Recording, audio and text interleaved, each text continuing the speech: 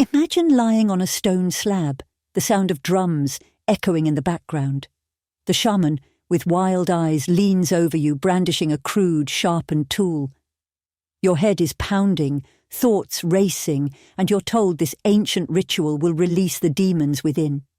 The air is thick with incense, and the distant chanting of villagers creates an eerie harmony that resonates through your bones. As the shaman begins to carve into your skull, you are filled with a mix of terror and hope. Hope that this ancient practice will rid you of your suffering. Welcome to the terrifying world of trepanning, one of humanity's oldest and most unsettling medical practices.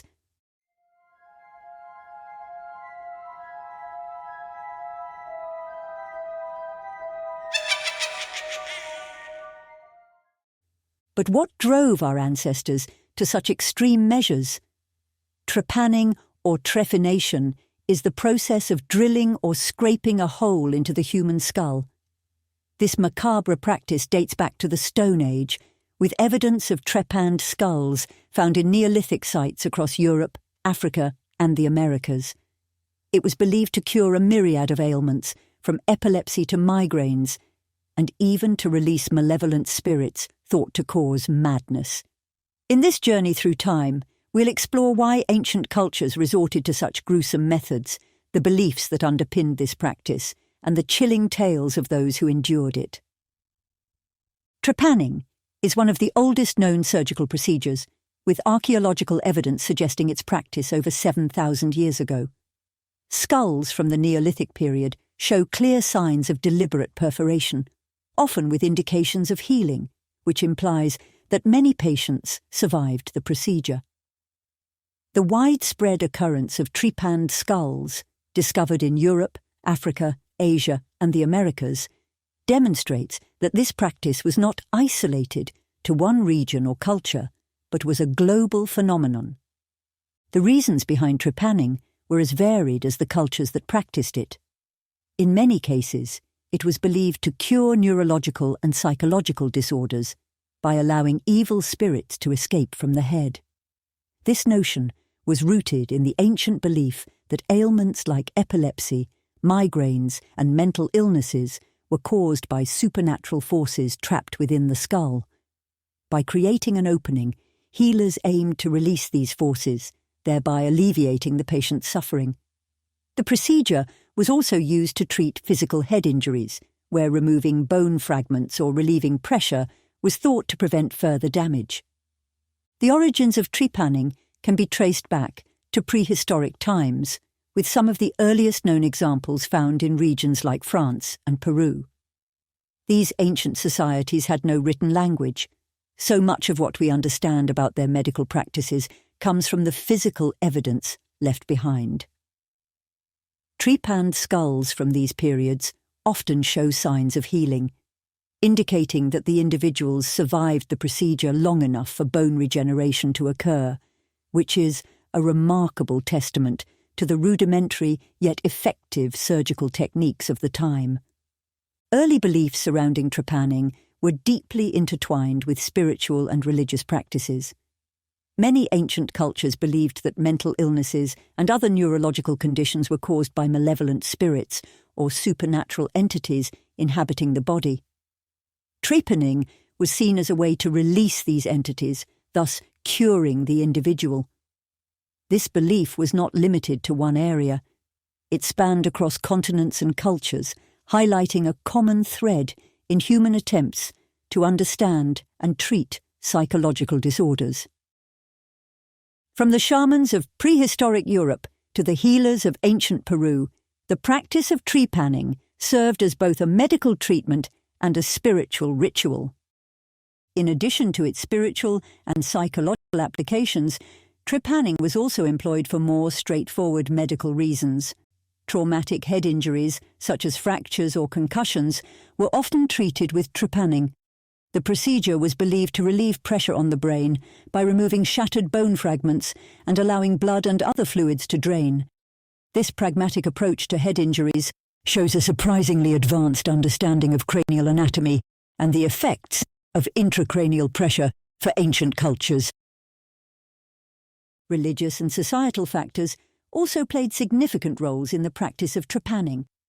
In some cultures, it was believed that creating a hole in the skull could enhance spiritual experiences or grant mystical powers. This was particularly true in societies where shamans or spiritual leaders underwent trepanning to achieve altered states of consciousness, which were thought to bring them closer to the divine or provide them with greater wisdom. Additionally, trepanning was sometimes performed as a rite of passage or a status symbol, indicating the individual's bravery, resilience, or special role within the community. The scars from such procedures served as visible markers of one's experiences and societal standing. The actual procedure of trepanning is as gruesome as one might imagine. Early practitioners used a variety of tools, including flint knives, obsidian blades, and even shark teeth, to carefully scrape away at the skull. The process was slow and painstaking, often taking several hours to complete. Remarkably, many patients survived these procedures, as evidenced by the signs of bone healing in numerous trepanned skulls. This survival rate suggests a rudimentary but effective understanding of basic hygiene and wound care among ancient practitioners. Despite the macabre nature of the procedure, the survival and healing rates point to an unexpected level of skill and knowledge among early surgeons. The fact that many ancient trepanned skulls show signs of repeated procedures indicates that this was not an uncommon practice, and that it was often deemed successful enough to warrant multiple attempts. The precision of the holes and the care taken to avoid critical areas of the skull and brain demonstrate a significant degree of anatomical knowledge. In many cases, the procedure likely involved some form of pain management or anesthesia, such as alcohol or herbal concoctions, to mitigate the patient's suffering during the operation. The Greeks and Romans were among the ancient civilizations that adopted trepanning from earlier cultures. Hippocrates, often hailed as the father of modern medicine, documented the practice in his medical texts. He believed that trepanning could treat head wounds and alleviate pressure on the brain, particularly in cases of skull fractures. His detailed descriptions of the procedure provide valuable insights into its medical rationale and techniques. The enduring influence of Hippocrates ensured that trepanning remained a staple of ancient medical practices well into the Roman era. During the Renaissance, trepanning saw a resurgence as medical knowledge expanded and the boundaries between science and mysticism blurred. Notable figures like Paracelsus, a Swiss physician and alchemist, advocated for the use of trepanning, blending medical and mystical practices. Paracelsus believed that creating an opening in the skull could balance the body's humours and release pent-up pressures that caused illness. This period also saw the development of more refined surgical tools and techniques, allowing for greater precision and success rates in trepanning procedures. The practice continued to evolve, reflecting the ongoing quest to understand and treat the mysteries of the human mind and body. Throughout history, trepanning was often seen as a cure for mental health conditions including depression. The belief that physical ailments could influence mental states was common. Depression, once thought to be caused by imbalances of bodily humours or evil spirits, was often treated with trepanning to release these imagined causes. Ancient physicians believed that opening the skull allowed the body to expel harmful substances or spirits, thereby restoring mental balance and alleviating depressive symptoms. The connection between trepanning and depression highlights the evolving understanding of mental health in ancient times. While we now know that depression is a complex condition influenced by various biological, psychological and social factors, early practitioners sought to address it through physical interventions. The practice of trepanning reflects the historical struggle to comprehend and treat mental illness, revealing both the limitations and ingenuity of early medical practices. Despite its brutal nature, trepanning represented a genuine attempt to provide relief to those suffering from debilitating mental health conditions. By the 18th century, the practice of trepanning began to fall out of favour, replaced by more advanced medical techniques and a better understanding of anatomy and mental health.